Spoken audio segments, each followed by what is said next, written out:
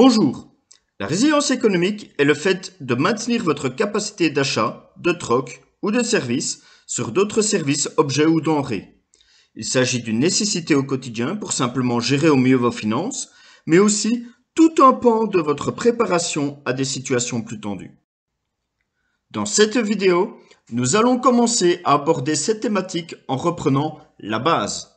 C'est seulement en maîtrisant certains éléments fondamentaux qu'il sera possible de construire une résilience économique sérieuse. Une situation stable est représentée par une illustration simple. Dans une balance, le plateau de vos revenus doit être plus fourni que celui de vos dépenses. Toute autre situation reflète une détérioration de votre résilience.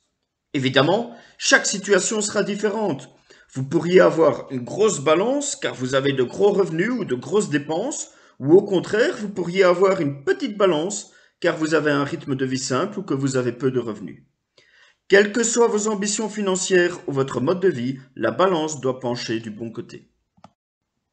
Tout ceci paraît évident, mais le non-respect de cette règle simple explique le nombre très important de personnes endettées. Même si vous gagnez très bien votre vie, vous êtes obligé de maintenir vos dépenses plus bas que vos revenus. Comment redresser la barre ou améliorer encore ma situation? Il n'y a que deux solutions principalement. Augmentez vos revenus et diminuez vos frais. Dans l'idéal, on appliquera les deux ensemble.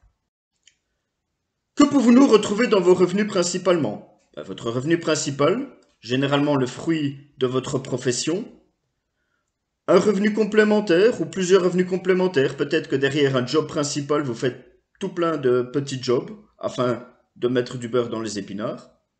On a également tous les revenus qui viennent des institutions, les allocations, le chômage, différentes aides d'État et autres. Nous avons comme revenus les revenus qui viennent de la famille. Nous pouvons prendre l'exemple si vous touchez une pension alimentaire, si vous avez reçu un héritage ou pour les plus jeunes d'entre nous, de l'argent de poche. Tout l'argent qui arrive également des rentes immobilières, vous êtes propriétaire, vous louez un bien. Le placement, l'épargne. On n'aime pas trop en parler dans le monde autonomiste, survivaliste et autres. Je trouve que c'est une erreur parce qu'il y a des chouettes possibilités à ce niveau-là. En tout cas, moi, dans ma préparation, ça m'a beaucoup aidé. Et on pourrait finir par tout ce qui est revenus complémentaires, les petits plus que vous allez avoir en vendant des objets de deuxième main ou en vendant une production locale à petite échelle, par exemple. Dans le cadre de la préparation personnelle, vous allez donc essayer de renforcer vos rentrées d'argent. Ça commence par optimiser chaque source de revenus individuellement. Parfois c'est possible, parfois pas. En parallèle, vous allez tenter d'augmenter vos sources de revenus. Le but n'est de ne pas mettre tous nos œufs dans le même plat. Si pour une raison ou une autre vous perdez votre unique source de revenus, vous allez vous trouver dans une situation bien plus difficile que si vous pouvez compter sur d'autres sources d'argent. Cette diversification peut aussi intervenir au sein même des différentes catégories. Il est peut-être plus sage d'avoir 2 appartements dans 2 immeubles différents que 2 appartements sous le même toit. Je peux essayer de revendre des articles de seconde main en ligne, mais aussi lors de la brocante du quartier par exemple.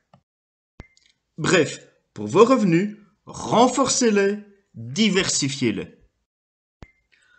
Vos dépenses. Là aussi, on peut les classer en différentes catégories.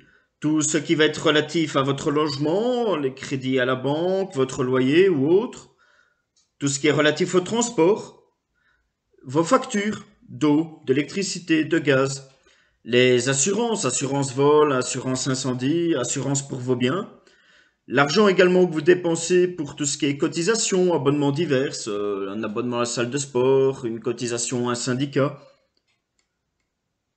Tous les frais engendrés par le monde bancaire, par simplement le coût de fonctionnement de vos comptes ou peut-être une mauvaise épargne, l'argent que vous allez dépenser pour les loisirs, pour la nourriture, pour la formation ou vos études, tout ce qui sera relatif à vos dépenses pour la communication, téléphone, internet, télévision, les dépenses relatives au secteur de la santé, de votre santé à vous ou celle de vos proches, la famille, Cette fois-ci, ce n'est plus vous qui recevez l'argent de poche ou la pension alimentaire, c'est vous qui mettez la main au portefeuille. Les impôts que nous devons payer tous les ans, et évidemment tous les frais qui sont liés à notre préparation individuelle. Pour toutes ces dépenses et d'autres, il faut en faire un inventaire précis, car ces sources de dépenses sont beaucoup plus nombreuses que celles de revenus. Cette étape permet aussi de créer un budget qui va permettre, en le comparant à vos recettes, une gestion plus saine. Pour travailler vos dépenses, il sera nécessaire de les traiter une par une pour les envisager à la baisse. Il est également souhaitable de diminuer les sources de dépenses en évitant celles qui sont inutiles. Bref, pour vos dépenses, diminuez-les, supprimez-les. Vous avez vu, on n'a vraiment pas fait difficile. Pourtant, cette base, elle est encore trop souvent négligée.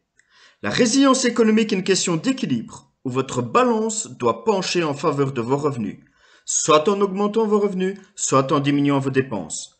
Dans des prochaines vidéos, je vous donnerai quelques pistes pour réaliser ce double objectif, mais aussi d'autres points à mettre en œuvre en cas de rupture de la normalité dans cette thématique. Abonnez-vous pour ne pas les rater.